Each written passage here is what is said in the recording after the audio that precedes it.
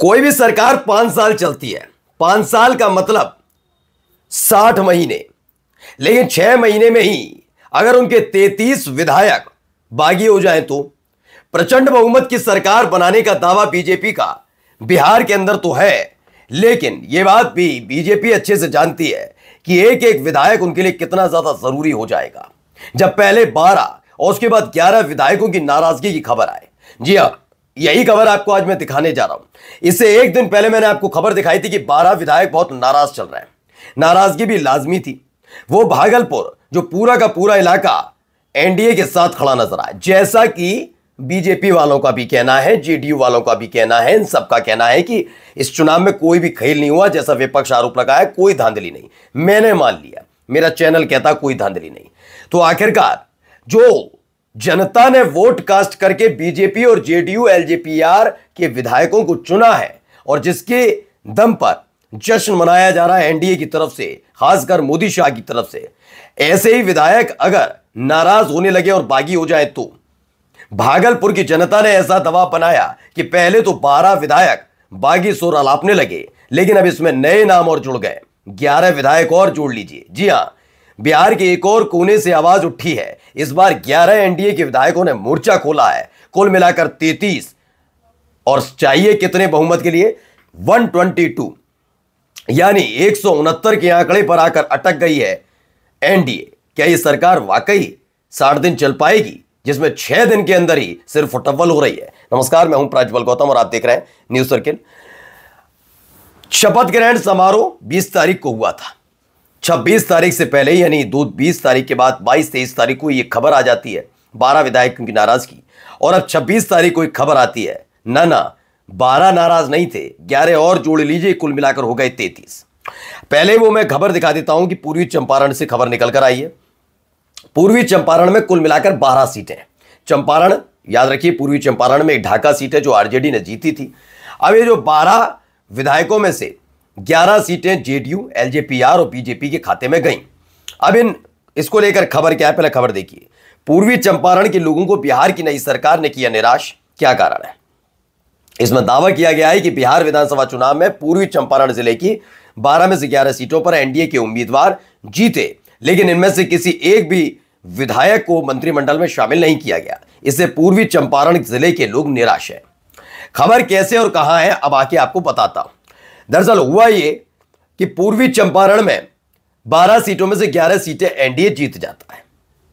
होता यह अमूमन किसी भी राज्य में, केवल बिहार की बात नहीं कर रहा, मध्य प्रदेश, राजस्थान, कहीं पर भी अमूमन यह होता है कि हर एक जिले से या हर एक मंडल से एक एक मंत्री बनाकर, कम से कम यह कहा जाता है कि वो मंत्री उस इलाके का ध्यान रखेंगे। लेकिन जब कोई छप्पर फाड़ आपको वोट कास्ट करता है, यानी कि वहां से ज्यादातर आपके विधायक या आपके सांसद चुन लिए जाते हैं, तो जिम्मेदारी बन जाती है। जैसे केंद्र में अगर देखिए, अगर उत्तर प्रदेश से ज्यादा सांसद चुने गए तो वहां से प्रतिनिधित्व करने के लिए मंत्री जरूर दिए जाते हैं।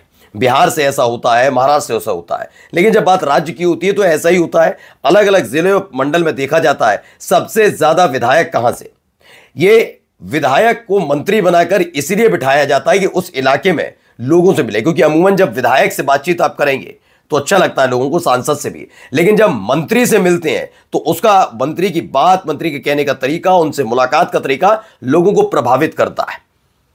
इसीलिए अपने अपने जिले में विकास के लिए खास तौर पर लोग मंत्री चाहते हैं।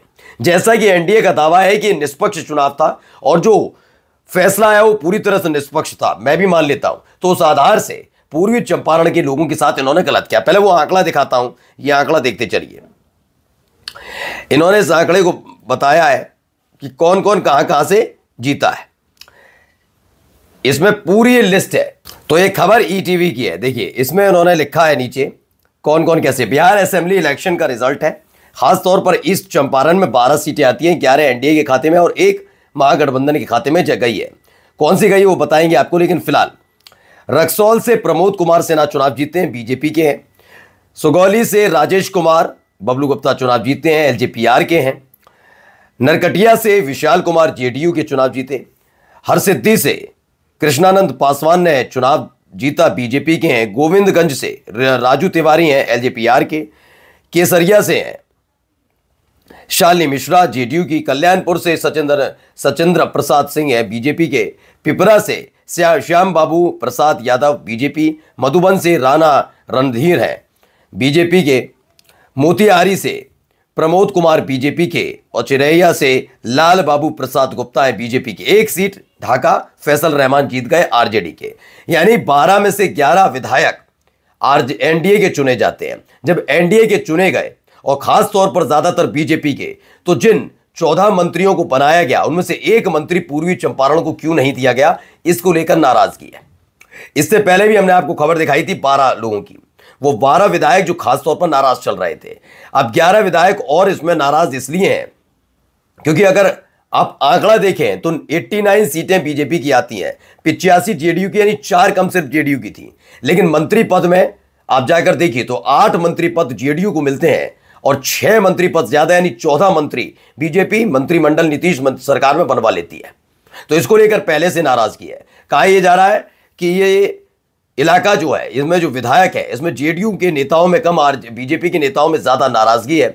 बीजेपी के किसी भी एक विधायक को अगर मंत्री बना दिया जाता तो शायद इस नाराजगी को साधा जा सकता था। कम से कम कहा जा सकता था कि पूर्वी चंपारण में हमने एक मंत्री तो बनाया, लेकिन ज्यादा मंत्री रखने के बावजूद पूर्वी चंपारण को ये समेट नहीं पाए। इससे पहले सेम ऐसी ही खबर हमने आपको दिखाई थी। देखिए ये रही जनसत्ता की, भागलपुर की 12 सीटें जीतकर भी खाली हाथ, नीतीश कैबिनेट में जगह न मिलने पर एनडीए में नाराजगी देखी जा रही है, ऐसा दावा है। जिसमें बताया गया था कि जब जब चुनाव हुआ, भागलपुर की धरती से जो चुनकर आए उनमें से किसी न किसी को मंत्री जरूर बनाया गया। लेकिन यह पहली दफा है जब भागलपुर में चुनाव जीतने के बावजूद किसी को मंत्री नहीं बनाया गया है। यह नाराजगी बहुत ज्यादा देखने को मिल रही है और यह नाराजगी लगातार बढ़ रही है। उस समय भी मैंने बताया था भागलपुर प्रखंड में 12 सीटें आती हैं प्रमंडल में, जिसमें से भागलपुर में कहा जाता है 7 सीटें और 5 सीटें बांका जिले में पड़ती हैं। इनमें से 12 सीटों पर कब्जा हो गया एनडीए का, जिसमें बीजेपी और जेडीयू दोनों के विधायक शामिल हैं। लेकिन उसके बावजूद ज्यादा मंत्री पद लेने के बावजूद न भागलपुर को पूछा गया न पूर्वी चंपारण को। पूरा का पूरा सफाया अगर विपक्ष का किसी इलाके में हो जाता है तो यकीनन यह जिम्मेदारी सरकार की भी बनती है। लेकिन प्रचंड बहुमत मिलने के बावजूद पिछले 6 दिनों के भीतर ताबड़तोड़ नाराजगी देखने को मिल रही है। इससे पहले मैंने आरएलएम वाली खबर आपको दिखाई थी, कैसे आरएलएम में जबरदस्त बगावत हुई, इस्तीफे गिर गए। ऐसा लगने लगा कि आरएलएम में केवल उपेंद्र कुशवाहा, उनकी पत्नी और उनके मंत्री बेटे रह गए, बाकी सारे नेताओं ने पार्टी छोड़ दी है। कुछ ऐसे ही हालात यहां बनते नजर आ रहे हैं। एक के बाद एक नाराजगी की खबरें, बागी सुर नजर आ रहे हैं, बागी तेवर नजर आ रहे हैं। आप जब प्रचंड बहुमत का जिक्र करते हैं तो सुनने में बड़ा अच्छा लगता है, लेकिन जब अपने ही लोग आंखें दिखाने लगते हैं तो स्थिति बिगड़ जाती है। और यही हालात है कि अगर जो 6 दिन में सरकार बनने के बावजूद बगावत को नहीं थाम पा रहे, नाराजगी खत्म नहीं कर पा रहे, क्या 60 महीने सरकार चला पाएंगे? नमस्कार।